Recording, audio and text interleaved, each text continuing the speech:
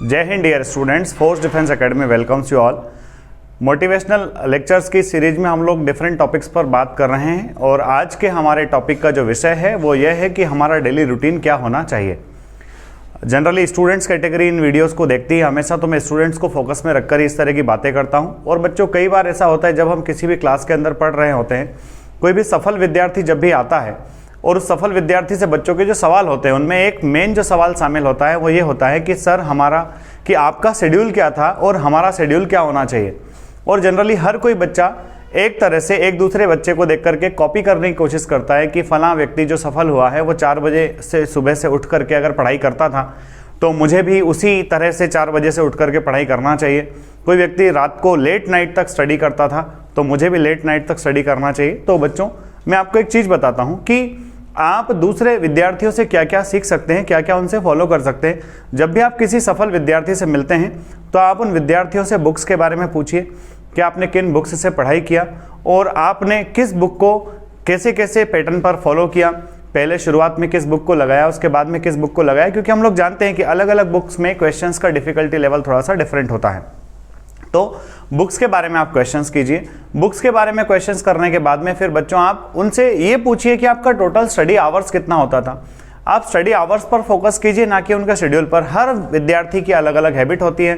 कोई बच्चा सुबह जल्दी उठ करके पढ़ने में रुचि रखता है, कोई बच्चा रात को लेट नाइट तक पढ़ता है, और कुछ बच्चे इतने अच्छे, स्मार्ट और इंटेलिजेंट होते हैं कि वो डे टाइम में ही एक यूनिफॉर्म टाइम जो हमारा होता है उसी टाइम के अंदर अपना सब कुछ कर लेते हैं, रात को नींद भी प्रॉपर ले पाते हैं। तो मेरा इस तरह से आपको सुझाव रहेगा कि एक 12th पास स्टूडेंट या 12th में पढ़ रहा स्टूडेंट जो है वो स्टूडेंट अपना कम से कम 6 to 7 आवर्स की नींद प्रॉपर ले। हम लोगों को नींद प्रॉपर लेना है और नींद प्रॉपर लेने के बाद में जो टाइम बचता है उस टाइम का यूटिलाइजेशन अच्छे से करना है। आपको एक तरह से कसम खा सकते हैं आप लोग। मैं भी अपने बच्चों को क्लास में बताता हूँ कि बेटा आप लोग कसम खा लीजिए कि या तो सोऊंगा या फिर पढ़ूंगा, और जो है 7 घंटे से ज़्यादा सोऊंगा नहीं।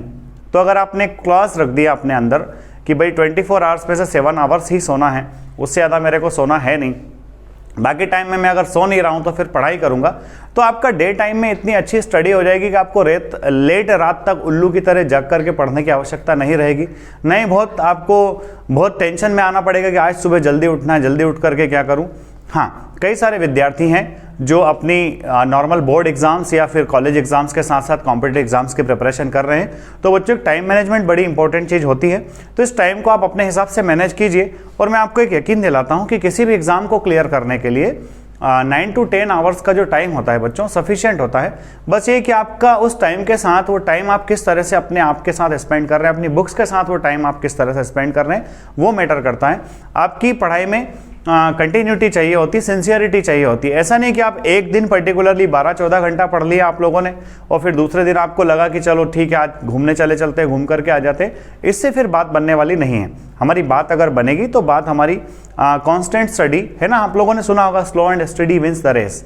जो खरगोश की और कछुए वाली जो कहानी आप लोगों ने सुनी है बच्चों, कि वो खरगोश बहुत तेज भागता है पर उसके बावजूद भी जो है वो कछुआ जीत जाता है। कछुआ इसलिए जीत जाता है कि खरगोश जो है थोड़ी देर बहुत तेज दौड़ने के पश्चात सो जाता है। उसको लगता है कछुआ भी बहुत पीछे होगा, और कछुआ जो है अपनी धीमी धीमी गति से हमेशा आगे बढ़ता रहता है।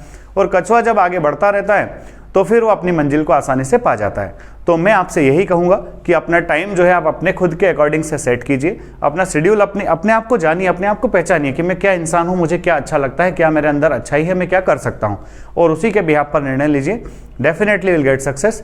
आज के वीडियो में इतना ही। मैं आपको आगे आने वाली एग्जाम्स की प्रिपरेशन के बारे में, स्ट्रेटेजी के बारे में अगले वीडियो में बताने वाला हूँ। अगर आपको वीडियोज़ अच्छे लगते हैं तो लाइक, शेयर, सब्सक्राइब करना ना भूलें। जय हिंद, जय भारत।